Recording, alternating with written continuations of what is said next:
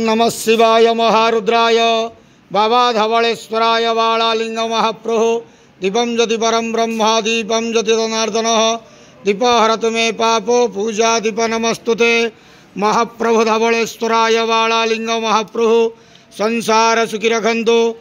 आज शुभ गुरुवार रे समस्त श्रद्धालु भक्त मान को आश्रीपद करंतु मनस्कामना पूर्ण करंतु कर्म क्षेत्रोन्नति करंतु ग्रहरिष्ट खंडन करंतु जगतर मंगल करंतु विश्वर कल्याण करंतु आपणकर नाम प्रकाश करंतु सेवकर डाक श्रवण करंतु समस्त गुआवसा भक्त मानकर मनस्कामना पूर्ण करंतु।